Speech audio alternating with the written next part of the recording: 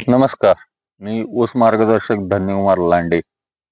मागल्या ब्लॉकमध्ये आपण अळवणीपर्यंत या प्लॉटची केलेली ट्रीटमेंट तुम्हाला सांगितली. तर या ब्लॉकमध्ये आता या 8 दिवसामध्ये केलेली ट्रीटमेंट तुमच्यापर्यंत पोहोचवण्यासाठी आज या ब्लॉकमध्ये मी आलेलो आहे. तर या ब्लॉक सुरुवात करतानाच सांगतो की या प्लॉटमध्ये टोटल प्लॉट 3 एकराचा आहे आणि 6/11/2024 ची लागण आहे ही. तर हे 3 एकराच्या प्लॉटमध्ये ज्यावेळी मर चालू झाली, ती मर म्हणजे किड खोडाला खात होती आणि ते खोडाला खात असल्यामुळं किडांचा प्रादुर्भाव चांगल्या पद्धतीनं झाल्यामुळं बऱ्याच पद्धतीनं मर झाली आणि मर थांबवण्यासाठी किंवा मर जास्त झाल्यामुळं आपल्याला तुटाळी लावायला लागली, जी गॅप फिलिंग म्हणू शकतो आपण. तर तिथं बघू शकताय ते रोपटं आपण गॅप भरलेला आहे. तिथं समोर अशी कमीत कमी ह्या 3 एकराच्या प्लॉटमध्ये 700 रोपं लावलेले आहेत. तर ही 700 रोपं वेळेत लावण्याचं कारण म्हणजे गॅप ह्या बी वेळेतच भरावा लागतो.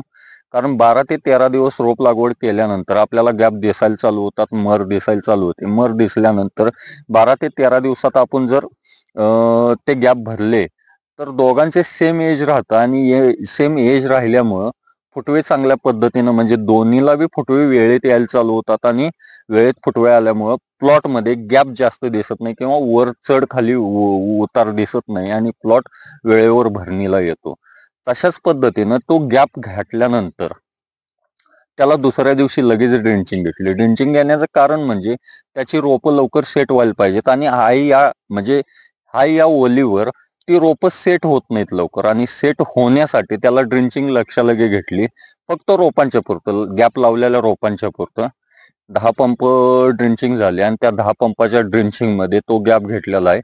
त्याच्यामध्ये 200 ग्राम आचार्य श्री आणि 19 1 किलो आणि क्लोरो फॉरिपॉस 30 मिलीनं ड्रिंचिंग घेतली.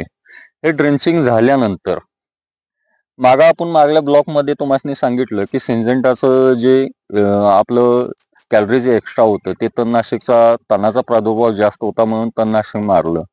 पण तणनाशक मारल्यानंतर मला असं जाणवलं की या रोपामध्ये पिवळटपणा जास्त दिसायला लागला किंवा ग्रीनरी कमी होत आहे आणि ग्रीनरी कमी झाल्यामुळं रोपांच्या फुटव्याच्या अवस्थेला ती ग्रीनरी कमी पडल्यामुळे फुटवे चांगल्या पद्धतीनं डेव्हलप होणार नाहीत आणि त्यांची जाडी वाढणार नाही.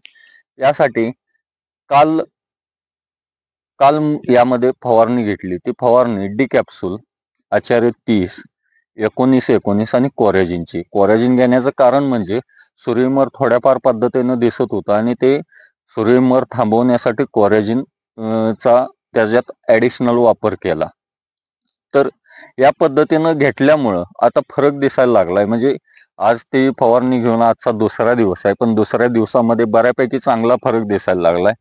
ऊसाच्या रोपांच्या वर थोडीशी ग्रीनरी आल्या, थोडीशी न कळत ग्रीनरी वाढू लागले. ऊसाच्या खोडामध्ये बी फरक पडू लागलाय. आता हा फरक म्हणजे काय की हा पांढरट दिसत होता, थोडा ग्रीनरी दिसायला लागलाय आणि त्या पद्धतीने त्यांची डेव्हलपमेंट बी चांगल्या पद्धतीने दिसायला लागल्या.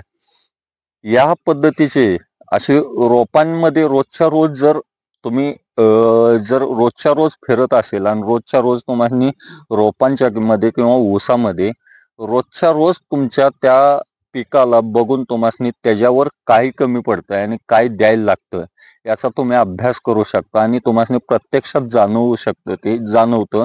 पण तुम्ही त्याला अभ्यासाची जोड दिली पाहिजे. अभ्यासाची जोड दिली तर तुम्हाला ऑटोमॅटिकली रोपासनी डेव्हलपमेंट करता येतं आणि कमी वेळेत चांगलं उत्पादन काढू शकतो. असेच व्हिडिओ ऐकण्यासाठी आणि पुढे या प्लॉटची परिपूर्ण प्रत्येक वेळची माहिती जर हवी असेल तर माझ्या या यूट्यूबच्या चॅनलला लाईक करा, शेअर करा, फॉलो करा.